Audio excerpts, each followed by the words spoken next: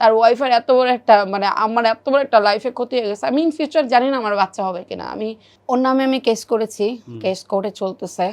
Face করে না বলতে চোরের মতো আসে, চোরের মতো যায়। আমার টাকাগুলো দিয়ে দেখ, এবং সে আমার সাথে যা করছে সেটা শাস্তি হোক তার। আমার কি এটাই অপরাধ ছিল যে আমি একটা বেকার ছেলের হাত ধরছি, আমার বাবার সবকিছু দিয়ে দিছি? তখন ওই আইটিতে ঢোকার পর নট অনলি ওই মেয়ের সাথে, অনেক মেয়ের সাথে কথা বলতো, অনেক মেয়ে। আমি অবাক হয়ে গেছি, এটা আমি কাকে দেখতেছি। পরে সে আমার বাসায় আসছে, সেদিনই সে আমাকে ফার্স্ট কনফারেন্স করে যে সে আমার সাথে হ্যাপি না, সে আমার সাথে থাকতে চায় না। তাহলে আমার এই 7টা বছর সে খায়া গেছে। বলকে আমার লাইফে কেউ নেই, আমি কোনো মেয়ে মানুষ পছন্দ করি না।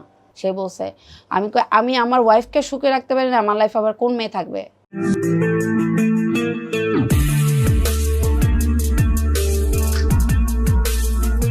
ওই অপারেশনের টাকাটাও আমি আমার থেকেই দিছি তাকে, কারণ আমি তাকে পাচ্ছিলামই না। তখন আমি বুঝে গেছি আমি কি লোককে বিয়ে করছি। তবে আমি সিঙ্গেল থাকতাম, আমার লাইফে আমি ভালো ছিলাম। আমি একে দেখলে আমাকে মনে হয় আমি সুস্থ ভাইয়া। আর যখন আমার দরকার হয়েছে তখন আমি তাকে পাইনি। কিভাবে পাবো? সে তো তার মামাতো বোনের সাথে তো খুব মস্তি করতেছিল। যেদিন আমার অপারেশন, আমি তারপর দিন বাসায় আসছি, আমি ফোন করে জানতে পারি সে তার মামাতো বোনের সাথে বাইরে স্টে করতেছিল। নট অনলি ইভেন আমার সাথে যখন রিলেশন ছিল তখন আমি হাতে নাতে ওকে ধরছি। ওর এক ফ্রেন্ডের বোনের সাথেও লিভিংয়ে ছিল 2-3 বছর, ওই মেয়ের সাথেও সেম কাজ করছে। আমার যে ব্যাকগ্রাউন্ড আছে এটা সবাই জানে, আমি পাবলিক ফিল্ডে সবাই জানে। আমি বোল্ড, হ্যাঁ আমি ওয়েস্টার্ন কালচার ফলো করি। সে তো অন্ধ ছিল না ভাইয়া, সে আমার বোল্ডনেস দেখেই আমার কাছে আসছে। সে আমার শর্ট ড্রেস পরাও দেখে আসছে। আমি তো এরকম লাইফের জন্য তো আমার সবকিছু তাকে দিয়ে দিই নাই।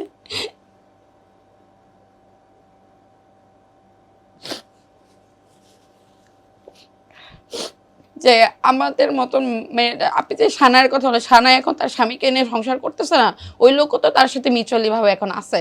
সে আমাকে অপারেশনের টাইমে সে আমাকে ফালাই দিয়ে চলে গেছে। সে তার কোন বিবেকের মানুষ? সে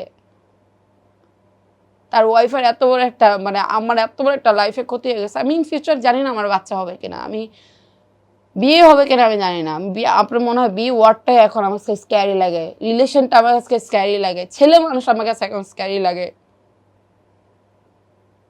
আপনি আমার লাইফটা আমাকে এখন বর্তমানে দেখেন, আমার খুব শখ আমি এভাবে চলতেছি, কারণ আমার মন থেকে আসে না।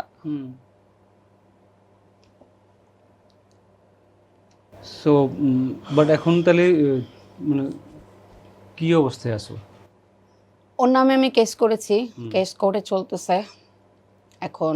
মাঝখানে তো কোর্টের অবস্থা অনেক খারাপ ও ছিল। আসে নাই, ও ফেস করে নাই? ফেস করে না বলতে চোরের মতো আসে, চোরের মতো যায়। আচ্ছা, ওকে, মানে কোর্টে আসে তাইলে? হ্যাঁ কোর্টে তোমার আসে, সাথে কথা হয় নাই?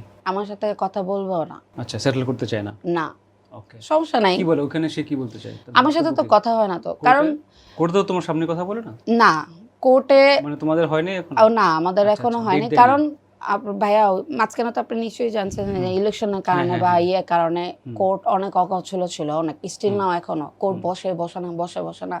তো এভাবেই হচ্ছে আপনার প্রসেসিং এ চলতেছে, কারণ আইনের জিনিসটা এত ইজি না যে দ্রুতই সবকিছু হয়ে যাবে। আমি জানি না আমার কতদিন স্ট্রাগল করতে হবে, বাট আমার বিশ্বাস যে আমি এই সাইড থেকে আমি কোনো না কোনো দিন ভালো একটা রেজাল্ট পাবো। কারণ আমার যা গেছে, হ্যাঁ আমি যতদিন আল্লাহ আমার সহি সালামত রাখছে ততদিন আমি আমার নিজের জিনিস আমি ইনকাম করে কি চলবো। কি চাচ্ছ তুমি? আমার টাকাগুলো দিয়ে দেখ, ওকে, এবং সে আমার সাথে যা করছে সেটা শাস্তি হোক তার। ওকে, তার শাস্তি হওয়া চাই আমি। মানে এক বউ রেখে বা বিয়ে করে, তোমার বিয়ের প্রমাণ তো আছেই, ঠিক আছে থাকবে না সেই কেন? বিয়ে করে তোমাকে ডিভোর্স না দিয়ে আরেকটা বিয়ে করছে, হ্যাঁ। এটা তো আরো অনেক বড় ক্রাইম না? অবশ্যই সে, আমি কি বললাম, যে মেয়ে করছে সেই মেয়েও অপরাধী। সেই মেয়ে আমার ব্যাপারে সব জানতো, ওকে, সব। তাহলে চিন্তা করুন ওই মেয়ের ফ্যামিলি কিরকম। কি বলে আদালত? ওই প্রসঙ্গে এখনো যাওয়া হয়নি ভাইয়া, কারণ অনেক স্লোলি চলতেছে। কারণ যারা কোর্ট কাছারিতে যায় তাদের অর্ধেক জীবন এখানে শেষ হয়ে যায়। আমি প্রত্যেক দিন আমার কোর্টে আসা যাওয়া হয়, আমি টানা 3 মাস ধরে এই কোর্টের পিছনে দৌড়াচ্ছি, দেখি না আমাকে ওনারা কোনো সলিউশন দিতে পারে কিনা। এই জিনিসটার শাস্তি তো অবশ্যই আমি চাবো। এখন আমি পাবলিকলি কেন করছি, আমার লাইফটা তো অর্ধেক ধ্বংস করে গেছেই, অর্ধেক না পুরোই ধ্বংস করেছে। আমি নর্মাল লাইফ লিটে আসি, হয়তোবা হ্যাঁ আমাকে অনেকে হাসতে দেখে, বাইরে যেতে দেখে, কিন্তু আমার ভিতরে কি আছে আমি জানি।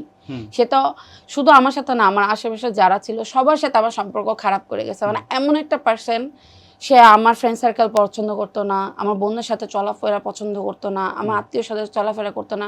সে আমাকে এক ঘোড়া কেন করছে, আমাকে তার পিছনে ছিল আমি এক ঘোড়া না হলে তার আমাকে টাকা, কারণ আমি যখনই টাকা দিতে যাও নিশ্চয়ই কারণ কারোর সাথে আমি সাজেশন নিতাম, কথা বলতাম। সে আগে আমাকে সাইড করছে সবার সাইড থেকে।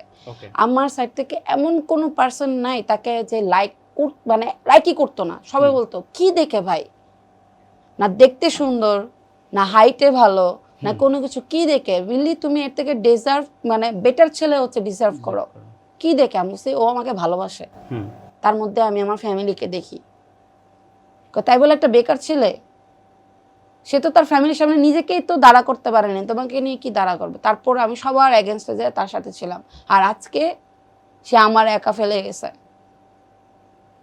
আমার কি এটাই অপরাধ ছিল যে আমি একটা বেকার ছেলের হাত ধরছি, আমার বাবার সবকিছু দিয়ে দিছি, আমার সবকিছু ফালাই দিছি, তার জন্য চেঞ্জ হতে চেষ্টা করছিলাম, তার জন্য সবকিছু ছেড়ে দিতে চেয়েছিলাম। ওর সাথে লাস্ট কথা কবে হলো?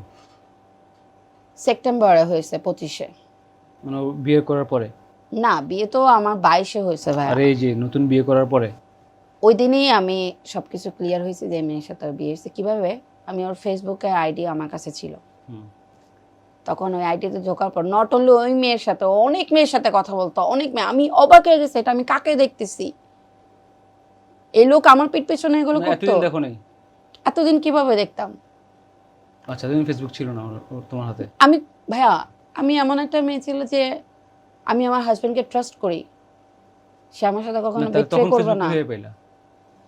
ওই যে আমি বললাম না, আমি হাসপাতাল থেকে যখন বাসায় আসছি ও মিসিং ছিল, ফোন ধরতেছিল না, এই ফার্স্ট টাইম আমি ওকে ফোনে পাচ্ছিলাম না।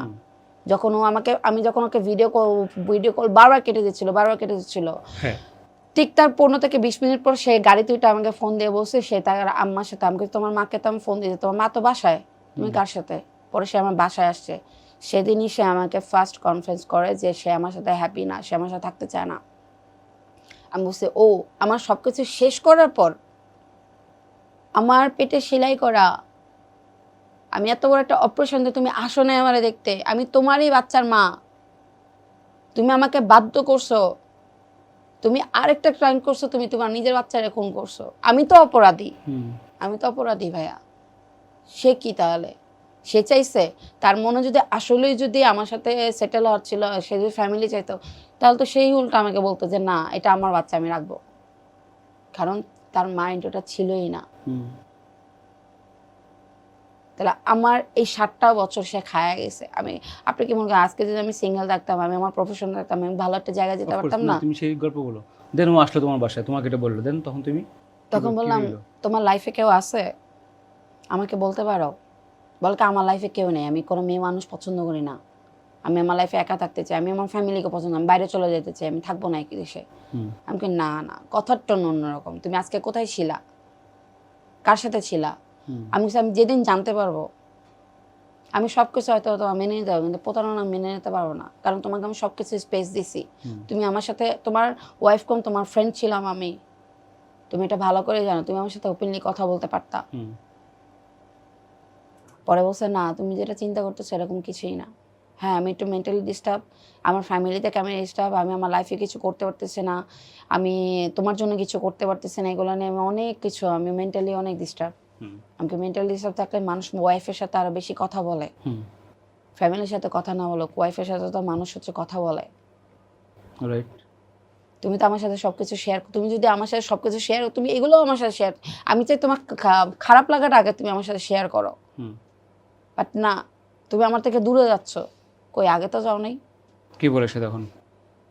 বলকে না আমি এখন সবার কাছ থেকে দূরে থাকতে চাই, শুধু তোমার থেকে না, আমি আমার ফ্যামিলি থেকেও দূরে থাকতে চাই, আমার লাইফে আমি কাউকেই চাই না। আমাকে এটা কোন ধরনের কথা? তোমার লাইফে কাউকে চাও না, তোমার লাইফে আমি আসি, তোমার লাইফে আমিও আছি, তোমার ফ্যামিলি, তুমি যেরকম তোমার ফ্যামিলিকে ছাড়তে পারবে না, তুমি আমাকেও ছাড়তে পারবে না, আমিও তোমার ফ্যামিলির পার্ট। তুমি আমাকে বিয়ে করছো, আমি তোমার ওয়াইফ, গার্লফ্রেন্ড হতাম তাহলে তোমার সাথে আমি ব্রেকআপ করতাম, তোমার ওয়াইফ আমি এখন, আমার লাইফটা তোমার নামে করছি আমি, আমার লাইফটা এখন তোমার কাছে, এত তো ইজি না। কি বলে তখন? সখন সে আমার কাছ থেকে টাইম নিচ্ছে যে আমাকে একটু টাইম দাও, আমি একটু গুছাই, আমি তোমাকে সব পরে বলবো। আমাকে কি বলবা? ধাক্কা দিবা আমাকে? বলকে না তুমি যেরকম চিন্তা করতেছো, তুমি এতটুকু আমার কাছ থেকে লিখে তো আমাকে কোনোদিন কোনো মেয়ের সাথে দেখবা না, আমি চাইলে এখনই প্রমাণ দেখাইতে পারি, আমি যতবার তাকে কাজ করছি তোমার লাইফে কেউ আছে, তোমার লাইফে কেউ আছে, তোমার লাইফে সে বলছে আমি আমার ওয়াইফকে সুখে রাখতে পারি না, আমার লাইফে আবার কোন মেয়ে থাকবে?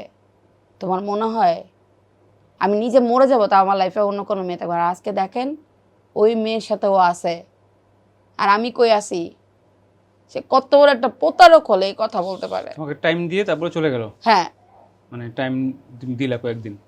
এর মধ্যেই তার বড় ভাই হচ্ছে কাতারে থাকে, কাতারে কোথায় জানি জব করে, সরকারি কোন অফিসে জব করে, মানে তারা হচ্ছে 3 ভাই। তার বড় ভাই হচ্ছে কাতারে থাকে আর মেজো ভাই ওর সাথেই থাকে। মেজো ভাই হচ্ছে ওর কোন ফ্রেন্ডের জানি হচ্ছে ব্রেডের বিজনেস আছে, ওইটা পার্টনার হিসেবে আছে। তো ওরা বর্তমানে উত্তরাতে থাকে। তো মোটামুটি ওই সাইডে ওদের কম বেশি ছিল, কারণ উত্তরাতে যেহেতু অনেক দিন ধরে থাকে ওইখানে। তো আপনার হয়েছে, তো আমাকে অর্ডার বলে যে ভাইয়া আসতেছে, তোমার ব্যাপারে নিয়ে একটু ঝামেলা হয়েছে, তা আমাদের মধ্যে আগের মতো দেখা সাক্ষাৎ হবে না, কথাবার্তা হবে, দেখা আমি হয়তো তোমার এখানে এসে টাইম দিতে পারবো না, আসবো। আমি কই এত চেঞ্জ, তোমার ভাই তো আগেও আসছে।